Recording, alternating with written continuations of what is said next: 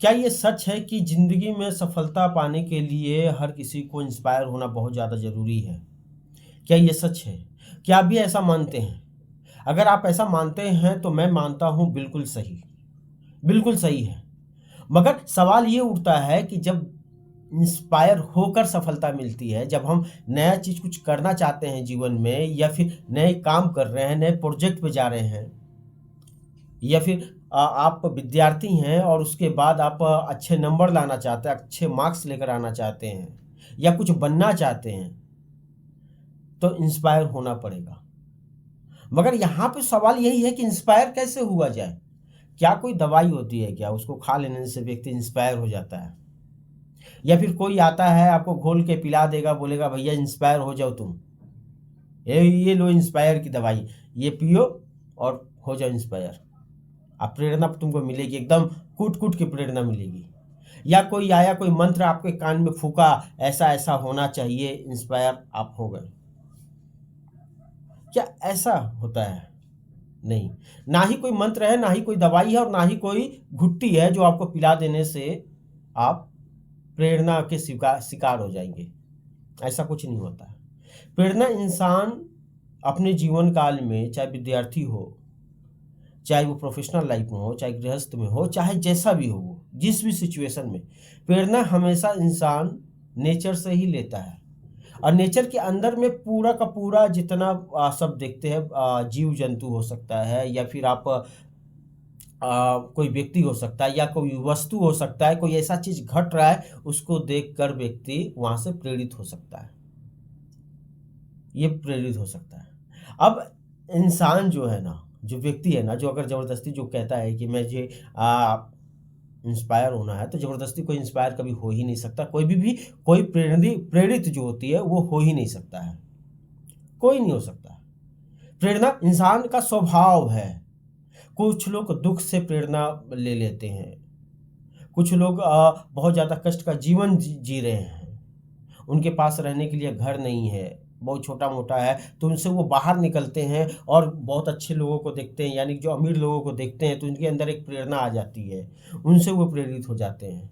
कुछ लोग गुंडे बदमाश से प्रेरित हो जाते हैं और ये प्रेरणा जो जिससे जैसा प्रेरणा लेगा, वो वैसा ही बनता है। सिंपल सा ये लॉजिक है। तो प्रेरणा हमें कोई दवाई नहीं है कोई कि ला के कोई खिला दे या कोई घुट्टी ला के पिला दे। प्रेरणा हम समाज से ले लेते हैं, ये है। और व्यक्ति को ज़बरदस्ती कोई प्रेरणा का इंजेक्शन नहीं दे सकता है। व्यक्ति समय आएगा, वो खुद ही ले लेगा, खुद ही ले लेगा। कुछ लोग होते हैं बेईमानी से प्रेरणा ले लेते हैं, कुछ लोग ईमानदारी से प्रेरणा ले लेते हैं और अपने जीवन को वैसा ही ढालना शुरू कर देते हैं। तो जो जैसा प्रेरणा लेगा, वो वैसा ही जाएगा। मुझे 2 फ़िल्मों की बारे में याद आता है। एक 2 साल पहले शायद आस-पास में आई थी, उस फ़िल्म का नाम है ट्वेल्थ फ़ेल। पहले मैं उस फ़िल्म की आपको ज़िक्र करता हूँ उस फ़िल्म का। उस फ़िल्म में मनोज शर्मा नाम का एक कैरेक्टर होता है जो अपने गाँव में 10th का एग्ज़ामिनेशन देता है मैट्रिक का और उस दौरान उसका जो गाँव होता है वहाँ पर सब चीटिंग करके पास होते हैं। तो वो भी उस साल चीटिंग करके फर्स्ट डिवीज़न से पास हो जाता है। फिर वो 12वीं क्लास में जाता है तो वहाँ पे जो इंस्पेक्टर आता है, जो कह लेते हैं कि जिला जो अधिकारी आता है, वो उस साल चीटिंग रोक देता है और उस साल वहाँ के सभी बच्चे फ़ेल हो जाते हैं। फिर उसके बाद वो अधिकारी वहाँ से चला जाता है, तो उस जब वो अधिकारी वहाँ से चला जाता है, तो उससे पहले एक घटना घटती है मनोज शर्मा के साथ में कि कोई ज़मींदार होता है गाँव का, जो उसके ऊपर अत्याचार करता है, उसके परिवार के ऊपर में और वो एक दिन हवालात में भी रहता है, मगर जो अधिकारी आता है, उसको छुड़ा देता है और उसके बाद ईमानदारी का थोड़ा कुछ उसको बताता है कि ऐसा होना चाहिए, जीवन इस तरीके से होना चाहिए। वो जो बताता है, उसके बाद वो इतना प्रेरणा उसके अंदर आ जाती है, यानी वो उससे इतना ज़्यादा मोटिवेट होता है, उससे इतना ज़्यादा इंस्पायर होता है कि अब उस अधिकारी का वहाँ से ट्रांसफ़र होने के बावजूद भी जिस साल वो 12th का एग्ज़ामिनेशन देता है, जितने वहाँ पे बच्चे होते हैं, सब चीटिंग करते हैं, मगर वो बच्चा सिर्फ़ पढ़कर, मनोज शर्मा सिर्फ़ पढ़कर वो पास होता है और वो 3rd डिवीज़न से पास होता है। आप ज़रा समझें, आपके दोस्त यार सभी कोई हैं, वो फर्स्ट डिवीज़न से पास होता है मगर वो सिर्फ़ और सिर्फ़ थर्ड डिवीज़न से पास होता है तो गांव के लोग उसको ताना भी मारते हैं, फिर भी वो रुकता नहीं है, मगर वो खुश रहता है। और उसके बाद वो जिस अधिकारी से इंस्पायर हुआ होता है, तो उससे भी प्रेरणा ये मिलती है कि मुझे भी कहीं न कहीं एक अच्छे पोस्ट पर जाना है, एक अच्छे पद पर जाना है। और वो जाता है, फिर तैयारी करता है, दिल्ली पहुँचता है, दिल्ली के मुखर्जी नगर में बहुत पढ़ाई-लिखाई करता है, मगर उसके पास पैसे नहीं होते हैं पढ़ने के लिए, तो वो रेस्टोरेंट में काम करता है, वेटर का काम करता है, उसके बाद फिर आटा चक्की की दुकान में काम करता है, उसके बाद पढ़ता है और एक समय ऐसा आता है कि वो आईएएस क्लियर कर जाता है, वो निकाल लेता है और वो आईपीएस अधिकारी बन जाता है।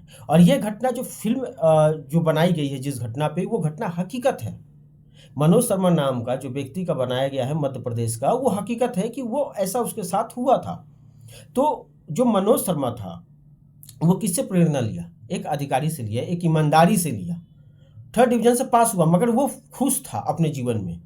ठीक उसी चीज़ को अगर हम दूसरी फ़िल्म के साथ कंपेयर करें ना, अब दूसरे मोटिवेट के साथ में, तो आप ज़रा समझिए कि क्या रिज़ल्ट आता है। एक और नई हाल में भी फ़िल्म आई थी मालिक, राजकुमार राव का, आपने देखा होगा। राजकुमार राव एक ऐसे बंदे से प्रेरित होता है जो जिला का, आप कह ले सकते हैं, जिला का एक बाहुबली व्यक्ति है, दबंग टाइप का व्यक्ति है। और उसे लगता है कि राजकुमार राव को कुछ जो दबंग होते हैं ना, जो बाहुबली होते हैं ना, उनका लोग सब इज़्ज़त करता है। इसलिए वो भी उसी टाइप का दबंग और उसी टाइप का बनना चाहता है। अब एक दिन उसके साथ भी एक ट्रेजेडी घट जाती है कि एक व्यक्ति होता है जो उसके पिता के ऊपर ट्रैक्टर चढ़ा देता है, वो जाता है, अपना बदला लेता है और उस व्यक्ति को मार देता है। वो व्यक्ति वहीं मर जाता है, तो उसके बाद वो अपना नाम मालिक रख लेता है और मालिक रखने के बाद वो गुंडा बन जाता है, वहाँ का एक बदमाश बन जाता है, डाकू टाइप का बन जाता है। और एक समय ऐसा आता है कि पुलिस उसे घेर कर एनकाउंटर करने की तैयारी पूरी कर लेती है।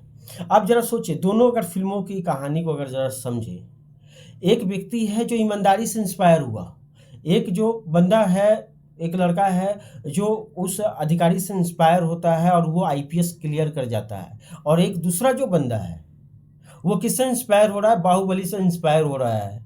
वो इंस्पायर हो रहा है, एक दबंग टाइप के व्यक्ति से इंस्पायर हो रहा है। तो ज़रा सोचिए इस बात को।